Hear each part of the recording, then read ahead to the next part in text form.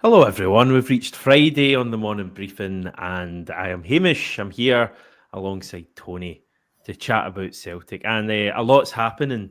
Tony, it's been the case all month, to be honest, but there's a hell of a lot happening that we can discuss. First of all, how are you? I'm very well, Hamish. Yourself, are you good? Yes, I am. I've enjoyed this week. It's been, as I say, there's been a lot happening, all the way from the Brendan Rodgers comments on Sunday to the Kyogo stuff that's going on, and our rivals dropping points left, right, and centre, and Celtic kind of getting back to winning ways. So I think it's been a fun week. Transfer stuff as well. Obviously, it's been exciting. Been a productive and profitable week, Hamish, Yes. for Celtic. So I like that as well. It's been decent back on, as you say, back to winning ways, most importantly. And also when they're not kicking a ball, the lead at the top just seems to be Yeah. impregnable, which is even better. So a healthy 15 points ahead last night. I don't know if you tuned in and saw Sky afterwards, but Chris Sutton was particularly trolling Rangers, saying Celtic were out with the champagne cocks in January, and Brendan Rodgers was laughing at Rangers, much to the annoyance of Chris Boyd. But I wouldn't quite go that far yet. But Chris Sutton was doing what Sutton does best, throwing in those wee kind of incendiary devices and letting them just pop off and let people deal with it. But again, heading to Dingwall tomorrow, which is always a difficult and tricky fixture to negotiate. But 15 points ahead, it's a healthy lead, and since Ibrox, Celtic have got the job done. They've been pretty professional about and going about their business. As for the Kyogo debacle transfer to Atalanta MLS, what can you say? What can you say about that? An error of epic proportions. Yeah. Crazy stuff when you think about it, but I think we're not out of the woods with that one. I think that's something that's going to be spoken about as we go through January. We kind of discussed that a bit yesterday. We might come to that if people want us to discuss that. There's certainly not been much of an update there, but yeah, generally, Celtic keep winning, and that's kind of enough, isn't it? When you look at our main title rivals, and I use that word loosely because we don't have title rivals. There's no one rivaling us to win this league, and there hasn't been all season.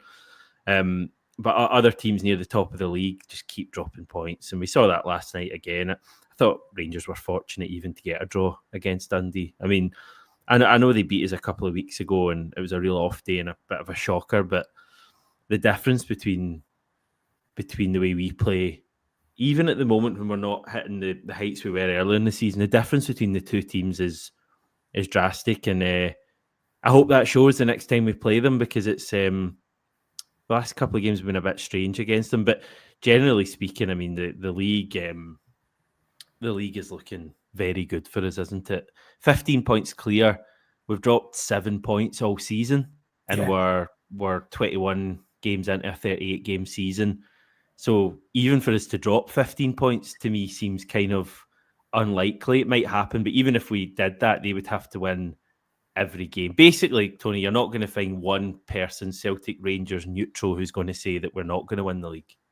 Yeah, and I don't think Rangers are capable of winning every game. They've not won a game since they Nah. played us, since they played Yeah. Celtic. So, and also you've got another chance on Saturday to go 18 points clear, and you Yeah. just keep taking it because the pressure, that pendulum of pressure keeps swinging back to them. And they've proven at this minute in time that they don't seem to be able to handle those kind of must win or build a platform upon which to go on and apply any kind of points pressure or scoreboard pressure, as the manager likes to call it. But I think Celtic just need to go about their business the way they are and keep racking up the points and the wins until Celtic play them next, because they'll be very mindful of what happened at Ibrox when they get Rangers back to Celtic Park, and that'll be an interesting one. But yeah, I'm delighted the way things are ticking along. That there's also Stephen Welsh's left, and it looks like Lewis Palmer could be off to Rayo Vallecano as well, potentially. So I think Celtic are getting a kind of, ducks in a row and sort of getting rid of fringe players who wouldn't play any great part in this season, and hopefully they'll be able to freshen things up by bringing in a couple as well, which I'm sure the manager will maybe elaborate on more today. Now that all the other nonsense is out the road, and I thought he dealt with that well the other night, I have to say. So, yeah, it's just onwards and upwards for Celtic, I think, Hamish. And you're only concerned for Saturday's Kuhn, the fitness or thereof. But again, you'll be putting the picture today. There'll be a more clearer picture when Rodgers speaks later on. Yeah, I mean, we'll definitely find later on, and obviously you want Kuhn to be there, but if Kuhn's at anything less than 100%, you don't play him. I mean, that's one of the advantages here. Yeah, and I know we all, we obviously want to keep winning in the league and kind of put this out of sight, and if even more out of sight. But for me now, there really is no reason to take any risk with any players in the league, because we've proven this season, even when we rotate the team, we generally win games. For me now, it's about kind of all roads are leading to this young boys game. And obviously we'll get games before then, and listen, we'll give them the build up. And I love watching Celtic play anyone. I really don't care who we play. I love watching Celtic, and I know all of you feel the same. But for me, like, the young boys is the one that I'm really looking at now. And whatever we need to do to get the team in the ideal state for that game, you do it. And for me, that includes, almost not playing Nicholas Kuhn tomorrow, because you don't need to risk him. I know you're taught it's one game at a time and the next challenge, and I get all that. But in the context of Celtic's season, the young boys game is huge, and Celtic take no risk with any players before that, because you've got a massive opportunity to achieve something great or special, by getting to the kind of playoff rounds and the prestige and honour that comes with that. So I'm of that mind as well. I don't think Kuhn will be fit if it's a kind of muscle problem, and I just don't think that Dingwall's the place where you would say, do you know what, out you go. You just don't take any unnecessary risk. Now, you don't have to, because you do have the luxury of that cushion points tally ahead. But conversely, I still want to keep pummeling that initiative home, Hamish, and winning by. I don't care what people say. I want to win this league by a landslide. It's not done till it's done. But I just want to keep racking up the points and put as much distance as you can between ourselves and Rangers. And at this minute, it's quite a considerable distance. Yeah.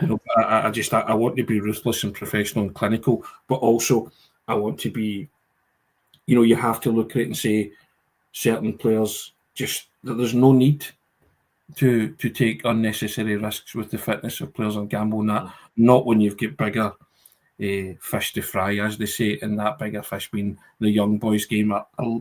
It's huge for Celtic, and I think everybody's so up for that now, aren't they? Even when we downturn in performances, they're just thinking the young boys game will take care of itself. It's a midweek under the lights at Celtic Park. It's a European tie, and you know what happens on nights like that. Everybody plays their part. Yeah, I mean, the general consensus here, about Nicholas Kuhn, Hazel saying I wouldn't chance playing Kuhn. He sounds like he needs a rest. Important games coming up. Chilpel going a step further, keep Kuhn wrapped up until the young boys game. The point I was going to make is that I don't think, like, the fact we're so far clear of the next best team, I don't think anything will have changed for the players, though, because I feel like throughout this season, even from the start of the season, we've always been pretty clear, and certainly maybe not as many points as we are at the moment, but it's always felt like we've been well clear at the top. Well, I guess Aberdeen were a slight exception at the start of the season, but you always felt we'd pull clear. Point I'm making is that I think that the players aren't defined, their motivations aren't defined by how many points clear we are. I think they're very much in their own kind of bubble and just trying to push themselves forward. And I think the Champions League games really give the players a focus. I think the Champions League games are the ones that as fans we look for, and I'm sure the players are the same. And you've seen that a lot around the Champions League games. Quite a lot of the time before Champions League games, you've got really good domestic performances, because I think the players are really kind of tuned to that. So I think that coming back in less than 2 weeks is going to be a big thing for us, because it's going to be very quick as well, Tony. We're going to have a Wednesday game following Wednesday, and if we get through, I think that February's got the two-legged tie. listen, you're trying to play yourself into that young boys team. Yeah. If you're a Celtic player, that's your short-term goal now, to impress and play yourself into that, because that's an occasion you don't want to be sitting in the sidelines watching. You want to be in that team. So that's, I keep saying, your mini goals and your aspirations, your ambitions, those goalposts move at various points in this season. But the managers get an uncanny knack of, you hear players and managers say, we don't look at the table. I don't believe that, really. But to an extent, it is how you keep your focus. Just shut it all out. It's a game of football. You go and win 3 points, great.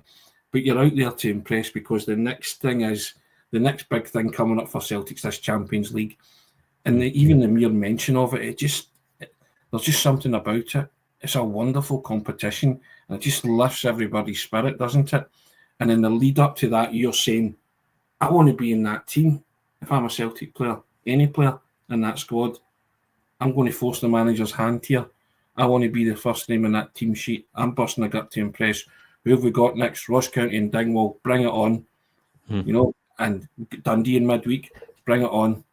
And then and be the best you can be in those games. If you get the nod to play, and say to the manager, I can be trusted in a game of this magnitude. Because, as I say, we go along, but it's the most important game of Celtic's season, without a shadow of a doubt. And it's not the next game, but it is the most important. The young boys game is, because there is so much hinging on and riding on it. And as you say, we're excited about it just now. Wait till it comes up. You'll be at absolute fever pitch. And that's the way you want to feel about matches like that. Yeah, not long now till we get ready for the young boys game. Just I've seen a few people talking online potentially about the gap and the next derby and that potentially being a league clincher. And I was going to say, you're getting near the end of the season when you start having that chat. Not this season, because we're only on the 10th of January. So just pointing out everyone, because it's a good kind of conversation to have. 15 points clear at the moment. Basically, that next derby is the 9th last game of the season.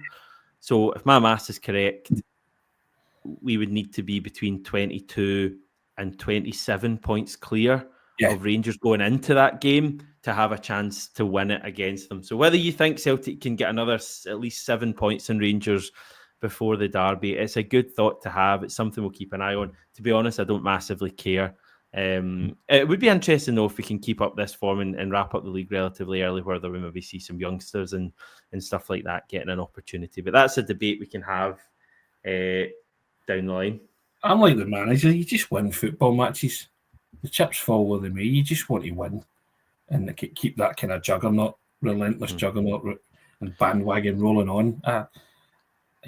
Everybody pays attention to the league table. Everybody could tell you it was 15 points last night. So as a supporter, that you're invested in that, but you're also invested in the performances of the team. And I think you're right. I think there will be an upsurge in performances, because there's so much to look forward to. Young boys, you've even got Aston Villa. That was a battle of Britain. That's a wonderful game to look forward to as well. Picking your wits against an English Premier League team, and traditionally Celtic do pretty well against English Premier League teams. So there's so much to look forward to, and and it's and what kind of bugs you about the kind of blip the Ibrox performances. You look at Rangers performances. St Mirren scored 2 against them. Motherwell got 2 against them. Hibs got 3 against them. Dundee scored against them last night. Celtic managed 1 shot on target at Ibrox. That really galls you, because Celtic are a much better team than that.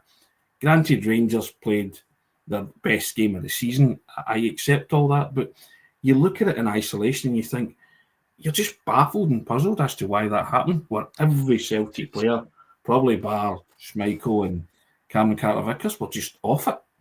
And it does happen. You didn't want it to happen that day, but it did. But you look at Rangers' past few results and you think to yourself, how come Celtic couldn't lay a glove on them? But we were 11 points clear going into this run of fixtures, right? Not the derby, but going into this run of fixtures. We lost the derby, but we've still gained 4 points on them. So, like, I mean, the derby was kind of bruised, and we don't need to go back into it. But I'm kind of all right with the way things worked out. And as I said, like at the time, I wonder if we'll look back at that derby, as painful as it was, we might look back at it as the moment we needed just to reset and get us going again. Setbacks are always going to happen. So the young boys' game's the biggest game of January. It wasn't Ibrox. It was meant to be 6 points, Hamish. Yeah. After Celtic lost to Rangers at Ibrox in the 2nd of January. It's 2.5 times that now. It's 15 points. You know what I mean? So there's no... Yeah, you know what I mean? So it's... The gap has stretched. But everybody had the scenario in their head where it was going to be 6 points and the pressure was going to swing back to Celtic and see how we coped. I think we've coped all right. Thank you very much. Yes, we're all good. Okay, we'll return to the Ross County game. Got some things to say about that. Before then, transfer update, everyone. Where are we? Mainly talking about outgoings at the moment. So I don't know exactly when this went through. It was yesterday, wasn't it? Stephen Welsh has officially moved to KV Mechelen on loan for the rest of the season. They're a Belgian top flight side, so a good level he's going to. Could make his debut this weekend. They're playing Cercle Bruges. And if his work permit goes through, he'll make his debut in that. If he doesn't make that game, could make his debut up against Hyun-Yoo the Genk former Celtic player next weekend, which would be interesting. So Stephen Welsh, fine. We've got Luis Palma, talk him going to Rayo Vallecano, who have just lost James Rodriguez. And apparently the chat is that Luis Palma might replace his qualities, his kind of, what would it be, Central South American kind of qualities. They're in for a bit of a shock if they think Palma's at the level of James Rodriguez, but he's regressed a bit as well. Chat is that'll be a loan deal. I think €2.5 million buy option spoken about there. That's been reported in Spain. So see if that. The other one I just want to tell you about, you might have heard, as a Celtic player heading to the MLS. But it's not the one that you think right now. LAFC set to sign Odin Thiago home. This is from Anthony Joseph saying that that'll be a loan as well, a straight loan deal until the end of the MLS season. Clearly, home doesn't have any future at Celtic. Yeah, I think the manager's made that perfectly clear, hasn't he? Yeah, kind of singled him out very early on, didn't he? And said he had to up it a bit more. In Queen's Park, wasn't it, the pre-season friendly? Wasn't it? Do you think like did we give home enough of an opportunity? Did home clearly not have it, or should he maybe have had a bit more of an opportunity? I get it's difficult in that midfield, but I mean, certain players last season got a lot of chances, and I'm like, should home maybe have got more of an opportunity, or were we flogging a dead horse, so to speak? There's an argument that he could have and probably should have had more of an opportunity, Hamish. Whenever he did get it, we weren't blown away by him. And I get back to it, this manager watches them every day in training. Yeah. And after the Queen's Park game, he singled home and Lawal out, didn't he? And he doesn't do that. He doesn't do that unless he really has to. So I felt after that the writing was on the wall for Odin Thiago home, and it's probably best all round if he goes on loan and gets to play football, regular football, and see if he can bring something back when he comes back. Because he's nowhere near that midfield at this moment in time, is he? So I think it's better for all parties concerned. I think the point you make about the manager watching these guys in training is a fair one. It's just, you really look back, and not to go over old ground, but you look back at summer before the one there, and it's turned out as a pretty hopeless window, hasn't it? When you look at the players signed, like very, very few of them in the summer. I'm talking about not January with Kuhn and Ida, but the summer was an awful window. Like, I don't know what happened recruitment wise. I mean, I guess Mark Law kind of got the blame for that. And also as well, how often does the manager talk about training when he's asked about, the routine and how Celtic keep going? And he said it's about the behaviour and idiosyncrasies in training. It's about how these guys police the dressing room. It's their habits. So he's clearly in. He's the all-seeing eye. You know, so I think somebody once said that Sir Alex Ferguson knew everything about footballers. You know, he knew their parents' names and all that. He knew everything, and you know, and I think it was there's a famous clip from Bill Shankly, and he talks about when someone sings for Liverpool, and he says if you think that we're not watching you from the moment you arrive, you know, you're sadly mistaken. And I think that's like Brendan Rodgers at Celtic. He's watching everything. He knows everything about the players. And during training, that's when teams are decided and picked. That's when 11s are formed. And I think that's why the standard and the level at Celtic is so high, because players talk about it. There's no quarter asking, no quarter giving at training, because they go full tilt. They try and replicate what it's like on a match day, because you know Celtic need that, and the manager watches everything, and the coaching staff, they're across everything, and I think that's why you keep your standards so high. And again, it's another facet of what I term elite level, Hamish. It's all of these things that you don't see that the manager does, and as I say, and then when he gets to on days like today when he talks, he'll probably mention training, he'll mention players, and you've got to pick up on that. It's tuning into that, getting your ear attuned to that to actually listen to what he's saying, and because he signposts it and kind of tells you stuff. You think, okay, he might be playing because he mentioned him, you know, that kind of stuff, and you think to yourself, he's clearly did well and impressed him at training, that kind of stuff, and so that's what I talk about when this is a manager who's all over everything. I mentioned once before that, you know, there's another famous quote, Jock Stein, talking about complete control of the football side. I think you're watching a manager who's in complete control of the football side and his coaching staff, and you're seeing that, and it manifests itself in the fact that they are now 15 points ahead, and the standards are so high, despite losing to Rangers the first game of the new year. As you say, it's just one of those, you go, right, it happened, reset, recalibrate, we move on. Yeah, indeed.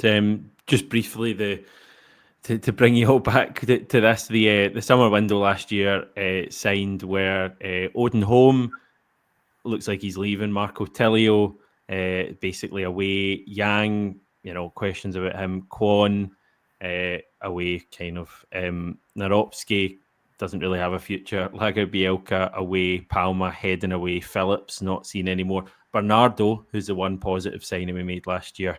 That was the summer window compared to this year with guys like McCowan, Engels, etc. It's been a big difference. So that's positive. Any thoughts on the legacy of Matt Law, wasn't it? Recently, yeah. There's a legacy there if you want to talk about that. So yeah. Any thoughts on the Kyogo stuff? There's not really been any update, or has there? There has been, because there was a statement yesterday, wasn't there, from MLS saying the MLS completely. So the wrong player, I think. Yeah. So they said Major League Soccer, this was a statement sent to the PA from the MLS, said Major League Soccer's website mistakenly posted an article that named the wrong player as having signed with an MLS club. The article was immediately removed and corrected. MLS extends its sincere apologies to the impacted parties. I still think there's something interesting going on there, so we'll need to keep an eye. Have you any thoughts on the Kyogo situation? I think the manager will be asked about it today, won't he? Oh, yes. And you see his reaction. Lots of things online saying there's no smoke without fire and stuff like that. I've got to be honest, I don't think Celtic would entertain selling Kyogo unless they had a replacement already lined up. It just wouldn't make any sense at all, would it? And there's murmurings about concerns about the fact that the two strikers aren't scoring goals and aren't on fire at the minute. Fine, I think it's just temporary loss of form, but also the service has to be there for two of them to profit. So I'll defend them in that sense, that the service hasn't been great for either Kyogo or Ida into the box in terms to utilising them in the best possible way. But no, I don't think Celtic would be willing to sell Kyogo in this window. But again, unless it's like I know lots of people were saying like 10 million, they would take it because he's 29 and it could be his last big move and all that. But somebody has to offer that, Hamish. That's a figure that's out in the ether. So if somebody wants him, they're going to have to pay that kind of money for him. Up to Celtic to decide if that's something that they'd be tempted to do business with. I still feel that Kyogo's got a lot more goals to score for Celtic. Okay, interesting. I'm probably less sure than you. It's fair to say, Tony. I think I think there's a possibility there's something to this, but we'll wait and see as the month goes on. One thing we agree on: if Kyogo is going to leave, we have to have a replacement signed. Ideally, before, if he was to leave, I'd want him signed before. And the other thing that's a non-negotiable, as I said yesterday, no big player can be sold before this young boys game. No.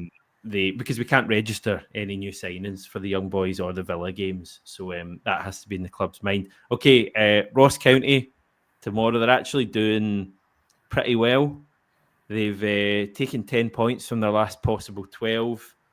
They've won away games, away to Dundee, which we know is tough. Dens Park, tough place to go. Aberdeen, we also know a very tough place to go. And Kilmarnock, also a tough place to go. Dundee have won all three of those games and they drew 2-2 with Hearts at home as well. So they're in form. I think ticket sales already have been pretty good for this game. So the county fans feel good about it. Bit of a question earlier about whether the game will actually be on. Francis wondering if there's a ground inspection. Not heard of anything yet. I know it's to be very cold today, tomorrow, overnight. I think it's like minus degrees even at kickoff tomorrow. But the saving grace, I think, is that there's no rain. I know they had a recent game against Hearts where you might remember the pitch was horrendous at the end. It was like really waterlogged and muddy. So it's to be dry, and they do have undersoil heating, everyone. Delighted to confirm that. So you'll be going up as well, Tony. So you'll be hoping for update like the Celtic support going. It's an early rise for myself and young Ryan. We'll be there. So as I say, I lost the toss, so I'll be driving again. But that doesn't bother me. It's fine. It's all good.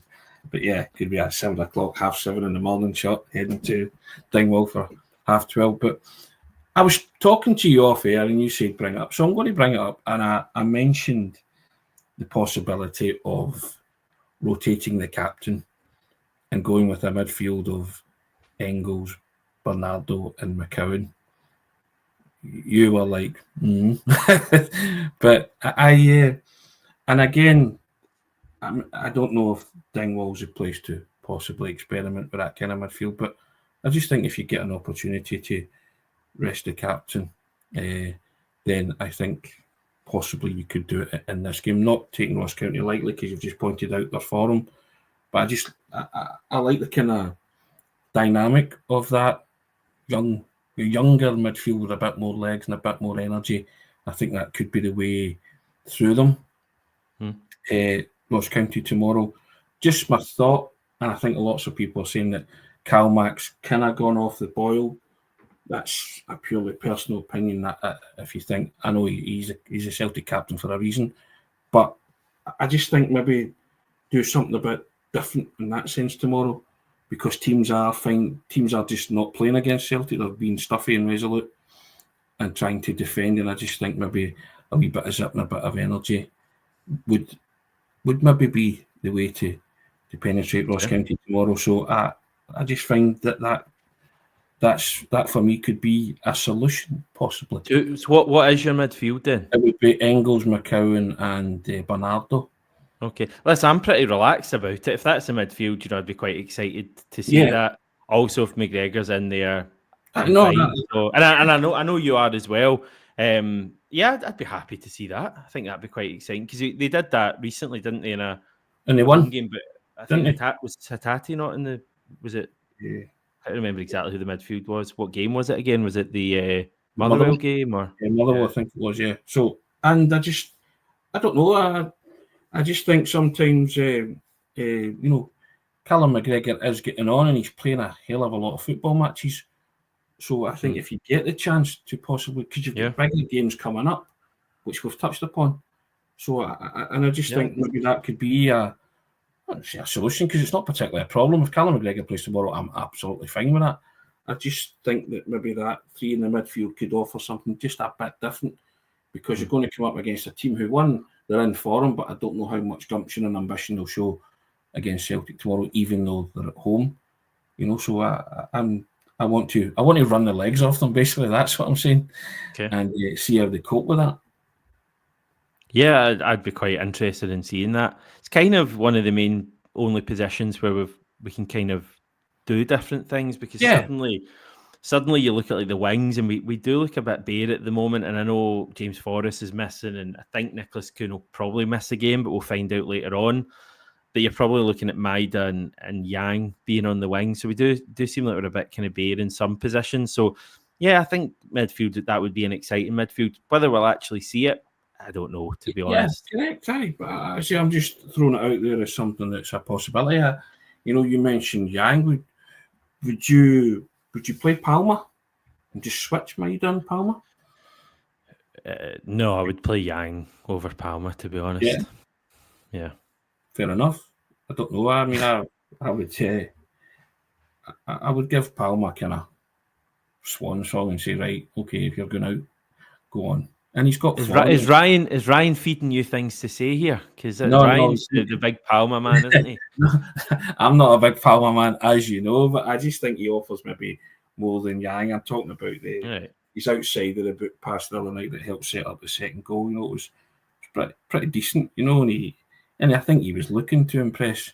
Whereas if Yang, he's close to moving away, maybe I get that, but I just feel that you're not getting much from Yang. You know what I mean? So I'm only talking for one game. It's like, can you do as a turn? And also he scored in Dingwall before, so he scored a great goal. Yeah, scored a great goal. So I'm musing and thinking out aloud. So just because Yang's had a couple of outings recently, and for me he's just not cutting it. Yeah, no, I agree. Like I don't think Yang's going to make it as a Celtic player. I think he's only playing because we don't have much else. It'd be really good to sign a winger, wouldn't it? Like, and really exciting. Got everyone going. Imagine we just sign someone and they could be in the team making their debut tomorrow. It would give you that real excitement. It can be such a catalyst for teams. I'm going to go through a few comments, Tony, before we head. Christopher, does the Celtic need to bring in a Scottish player to maintain the quota levels for the Champions League? So Welsh has moved on. Dane Murray's going to take that position. If we sign Kieran Tierney, that'll kind of tick that box as well. So I think we're all right. Blake wondering, are we prepping a bid for Bazimana Toure of Hammarby? I think this is someone Ryan brought up earlier in the week. So I've not heard anything. I don't actually know much about him, to be honest, Blake. But I think Ryan was talking quite highly of him the other day. I think the source that came from was questionable, though, wasn't it? So right, that's why you've probably not read too much about it either. So, sorry, Blake, we've crushed your dreams. No, that's not to say that it will happen or it won't happen. I just think, I think the source on that there was some scorn poured on the source of that one, if memory serves, which is probably why it's not been plastered all over social media, because usually these things would, if they grew arms and legs, so to speak. Yeah. Jason, we always seem to struggle this time of the year. Ross County feels like one of those trap games. Yeah, I think it's a tough game. As I say, they're probably one of the form teams in the league at the moment. As I say, beating Aberdeen, Killie and Dundee away is I know I joked about it, but it's no mean feat. So they're playing well at the moment, Ross County. And we know from earlier on in the season that it was a tough game up there. A couple of similar comments to finish. My ball, loving the meltdown. We need to focus on ourselves and put all our energies into progressing in Europe. I hope that's the case at the club. It's certainly certainly what the manager will be doing. He'll be wanting to push on for Europe. Hopefully that's matched in the boardroom. In Chilpil, we need to ignore what's happening across the city and strengthen as if they are right on our tail again. I would certainly hope that's happening. The manager will be driving that. And finally, Robert, tomorrow definitely a chance to play some fringe players and rest some of our key players. So I wouldn't go too over the top with the fringe players. There's a job to be done. I agree. We're not what we resting players for anyway. It's not as if Young Boys was at this Wednesday, I could get it, but like we get Dundee away and then Killie in the cup. So Kuhn I'm fine with, because I just don't take any risk at all with him, and the captain because I've just wanted to see different kind of setup in the midfield. But I'm very mindful of the fact there's still a job to be done here in terms of winning 3 points. So I wouldn't be making wholesale changes. You got to go with a strong team. You know what I mean? So as I say, it's just my personal thought about Callum McGregor. That's all. For a more dynamic and kind of legs in midfield, real kind of runners, and that was all. So but I'm not.